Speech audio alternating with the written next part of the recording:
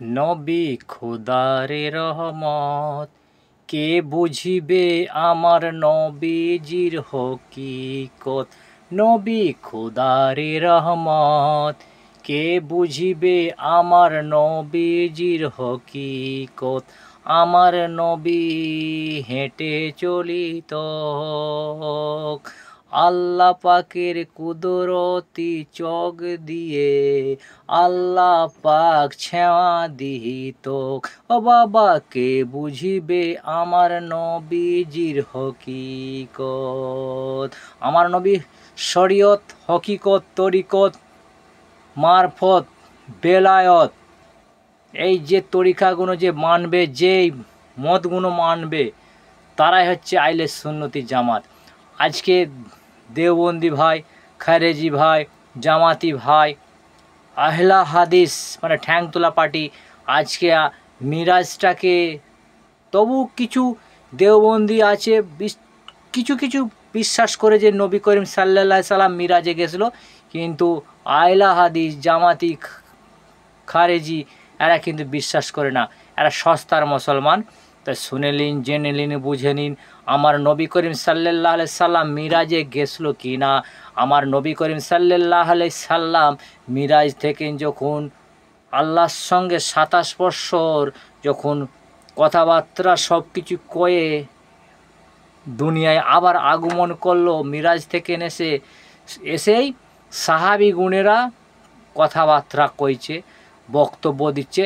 আমার নবী করিম সাল্লাল্লাহু আলাইহি সাল্লাম এসে দেখছে যেই দরজা দিয়ে গেছে সেই দরজাটা এখনও লড়ছে, যে বিছানা মুবারকে শুয়েছিল, আরাম করছিল, সেই বিছানাটা এখনও গরম হয়ে আছে, বলুন সুবহানাল্লাহ। এবং যে লুটাতে উজু করে আমার নবী করিম সাল্লাল্লাহু আলাইহি সাল্লাম মিরাজে গেল, সেই লুটার পানি এখনও টপকাতে থাকছে, বলুন সুবহানাল্লাহ। আমার নবী করিম সাল্লাল্লাহু আলাইহি সাল্লাম সাহাবীদিকে নিয়ে বলছে, আমি জান্নাত দেখেছি, দোজখ দেখেছি। কে জান্নাতে যাবে, কে দোজখে যাবে, কে মানে দুনিয়াতে ভালোবাসবে আমাকে, কেউ ভালোবাসবে না, এবং কে মুনাফিক, কে ওয়াহাবি দল, কে মানে মানে উল্টোপাল্টা লাইনে চলবে, সব আমার নবী করিম সাল্লাল্লাহু আলাইহি সাল্লাম বললেন এবং বলছেন, আলোচনা হচ্ছে।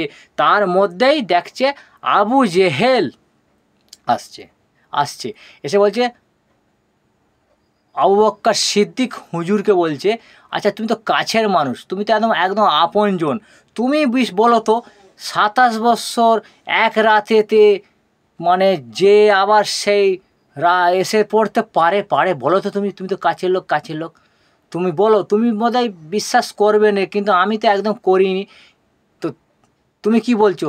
তখন আবু বক্কর সিদ্দিক বলছে, আমি শাম দেশে যখন ব্যবসা করতে গেলাম, আমি বেদিন ছিলাম, আমি কিন্তু তখন আমি দিন ইসলাম, আমার নবীকে আমি চিনতাম না, দয়ার নবীকে চিনতাম না, কিন্তু আমাকে রাহেব খ্রিস্টান আমাকে প্রথমে, আমাদেরকে রাত হয়ে গেছে, থাকতে দিচ্ছিল না, তখন মানে একে একে যাচ্ছে, সবাইকে ফেরত করছে, তখনই বলছে মক্কার থেকে নিয়েছে, তখনই বলল যে মক্কার জমিনে যে এইছে, তাহলে আবু বক্কর যে হবে সে তিনিও এসেছে, কিন্তু তার বেদিন ছিল, তার জন্য মক্কার লোকের জন্য এবং আবু বক্কর সিদ্দিক হুজুরের জন্য তিনাদিকে রাত কাটাতে দিল, কিন্তু সে আসার পরে তিনাকে আবু বক্কর সিদ্দিক হুজুরকে কত বিনয় করছে, কত দুঃখ করছে, কত ভালোবাসছে। তুমি কিন্তু বাবা ও আবু বক্কর, তুমি আখিরি জামানার পায়গাম্বারে তুমি একবার কাছের মানুষ হবে, দোস্ত হবে এবং খুব মনের মানুষ হবে, কিন্তু ও আবু বক্কর তুমি যাও সকালবেলা, যে তুমি তোমার নবী করিম সাল্লাল্লাহু সাল্লামের কাছে বায়াত হয়ে তুমি মুসলমান হবে, কিন্তু তহরা, জব্বল, ইঞ্জিল কিতাবগুলোকে নিয়ে মানে সব বলছে, কিন্তু তহরা, জব্বল, ইঞ্জিল কিতাবগুলোকে কিন্তু আমাদের দেওবন্দি ভাইরা মানে না। আমাদের এখানে আরামবাগের একটা মুনাফিক এসে আমাদের মসজিদে, হিয়াতপুরের মসজিদে মনির, সে কিন্তু বলে যে 500 টাকার লটের মতন তোহরা, জব্বল, ইঞ্জিল কিতাবগুলো বাতিল হয়ে গেছে, নাহলে এক বলে সস্তার মুসলমান বলে, কিন্তু শুনে নিন, জেনে নিন, বুঝে নিন, আজকে তোহরা, ইঞ্জিল, জব্বর কিতাবগুলোতে আমার নবীর শান, মান, মর্যাদা সব আল্লাহ পাক বড় এবং সম্মানের সাথে সব কিছু হতে মারফতের লাইনের কথা, যে ওইগুলো ওই জন্য মানে না, নালায়েক সস্তার মুসলমান। তো আবু বক্কর সিদ্দিককে জিজ্ঞাসা করছে যে এটা হতে পারে? নবী করিম সাল্লাল্লাহু সাল্লাম আমার ভাইপো মোহাম্মদ সাল্লাল্লাহু সাল্লাম মিরাজে যেতে পারে? বলছে দেখো আমি মেনে নিয়েছি, বুঝিয়ে নিয়েছি আমার নবী করিম সাল্লাল্লাহু সাল্লাম যদি বলে সেই কথাটা আল্লাহর কথা, এবং আমার নবী যেটা বলে সবই আমার আমার আল্লাহর কথা। আল্লাহ যেটা বলে আমার দোস্ত হাবিবুল্লাহ, নূরের নবী, হায়াতুন নবী, দুজাহানের বাদশাহ, সেইটাই বলে। বলুন সুবহানাল্লাহ। তোমার বলে তুমি সে একই রয়ে গেলে, তুমি মানবে না। তারপর সে চলে গেল, সেই আবু জেহেলের বংশধর আছে যত, আইকে সেই আবু জেহেল যেমন মানে সেই মদিনা থেকে মক্কা থেকে কুরআন হাদিস কেলাচ এজমা রোজা হজ জাকাত নামাজ সব এসেছে। তো আবু জেহেলের বংশধরও সব জায়গায় ঘোরাঘুরি করছে, ইবলিসের দল সবাই ঘোরাঘুরি করছে। কিন্তু আজকে যেমন আবু জেহেল মানে না, তো সেরকমই জামাতি, খারেজি, ওহাবি দলেরা এবং দেওবন্দি ভাইয়েরা, ঠ্যাংতুলা পার্টিরা সেইটাও বিশ্বাস করছে না। কিন্তু আবু বক্কর সিদ্দিক হুজুর আমার নবী করিম সাল্লাল্লাহু সাল্লামের কথাটা শুনে নেয়, কিন্তু তখন জানে না, কিন্তু জানে মিরাজে গেছে, কিন্তু তখন আমার নবী করিম সাল্লাল্লাহু সাল্লাম সাহাবিদি গেলে কথাবার্তা সব আলাপ করছে, বলছে, কিন্তু তখনও তিনি শুনে না, কিন্তু জানে গেছে। কিন্তু আমার আবু বক্কর সিদ্দিক যখনই আমার দয়ার নবী মোস্তফার কাছে গেছে, তখনই বলো আবু বক্কর আমি মিরাজে গেছিলাম, জান্নাত দোজক, কে জান্নাতে যাবে কে দোজকে যাবে, আমি সব কিছু দেখে এসেছি। আবু বক্কর তুমি বিশ্বাস করেছো, তুমি মেনে নিয়েছো তো?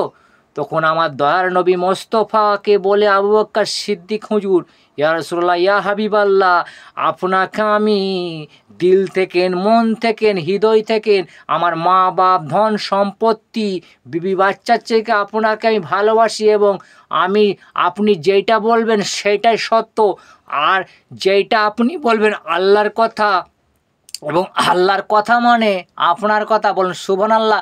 তখন আমার আল্লাহর রসুল, আল্লাহর হাবিব বলে, ও আবু বক্কর, তুমি আবু বক্কর থেকে না আজকে তুমি আবু বক্কর সিদ্দিক উপাধি পেয়ে গেল। বলুন সুবহানাল্লাহ। আজকে তিনার সম্মান বড় করেছে, উঁচা করেছে বলে আজকে আবু বক্কর সিদ্দিক হুজুরে। বলুন সুবহানাল্লাহ। তাহলে আজকে আবু বক্কর সিদ্দিক আজকে আমার নবী মোস্তফা সাল্লাল্লাহু সাল্লামের কাছে আরাম করছে।